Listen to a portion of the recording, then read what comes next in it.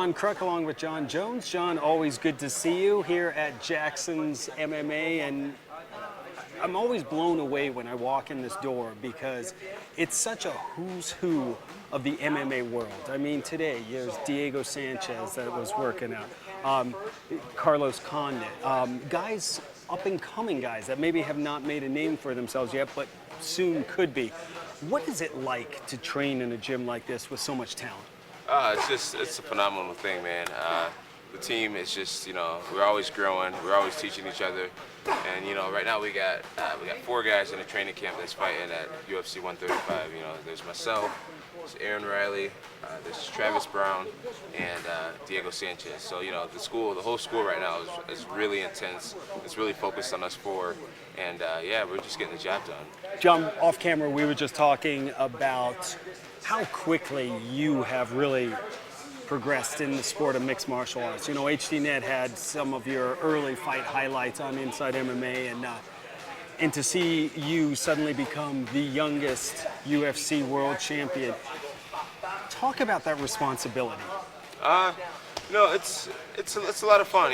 As far as responsibility, I guess the only responsibility I have is to be the best example to kids and people who look up to me and things like that. But as far as any extra responsibility in the gym or anything like that, I just gotta keep being me, just keep training hard, keep working my butt off, and let everything take care of itself. But it's just a big honor. It's a big opportunity and it's a great place to be at such a young age. No extra pressure, having that, I always hear it's the John Jones era has begun. No extra pressure with that responsibility? No, I try not to put any extra pressure on myself as far as like the John Jones era or being the future of the sport and all that stuff. That's the kind of titles that everybody else is giving me, and I realize how wishy-washy the fans can be and people can be in the sport. One day you can be the best of all time, and next thing you know, you can be the guy who was overrated. So I just keep working hard and just focus on the things that I can control, like my team, and my performance, my training, my family, things like that, and just let everybody else say whatever they're going to say. Give us your thoughts of going up against a pioneer of the sport like Rampage. It's going to be great. It's a great opportunity for me. Rampage has beaten some of the best in the sport. He's knocked out some of the best in the sport. He has 40 wins. He's a Pride champ. He's a UFC champ. So his credentials are great, and I'm just excited for the opportunity. I've been doing really well throughout my career, and everybody always says, he hasn't fought anyone yet. So this is going to be great for me, to get Shogun, get past Shogun, and then work to get past Rampage. I'll be starting to close up some of the question marks that are out there. So I'm excited to prove to myself that I can be listed with some of the best fighters in the world. Let's break it down a little bit. What do you feel makes Rampage Jackson so dangerous? I think his mouth makes him dangerous. He's a big talker. No, I'm joking.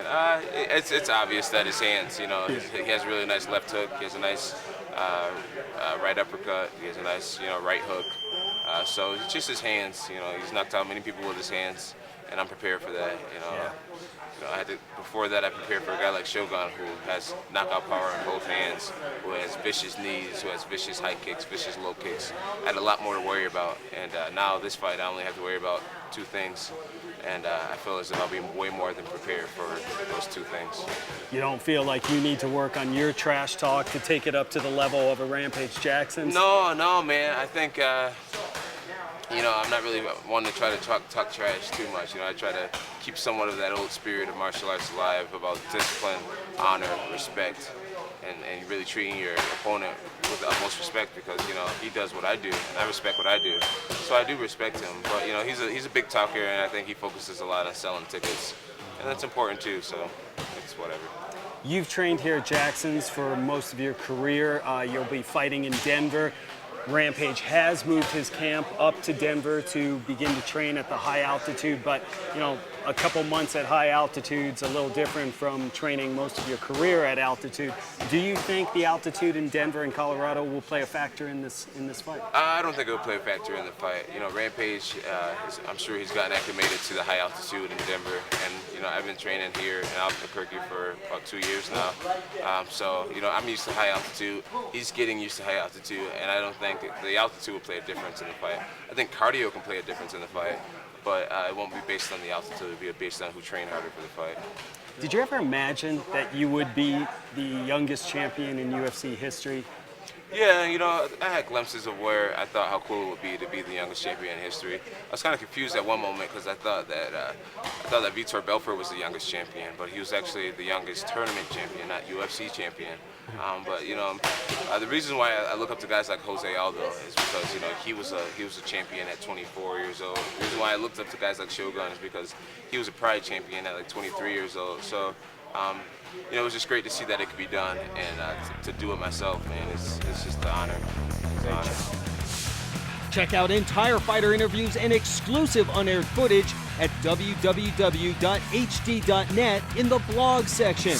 Don't miss the hottest mixed martial arts show on TV, Inside MMA, every Friday night, only on HDNet.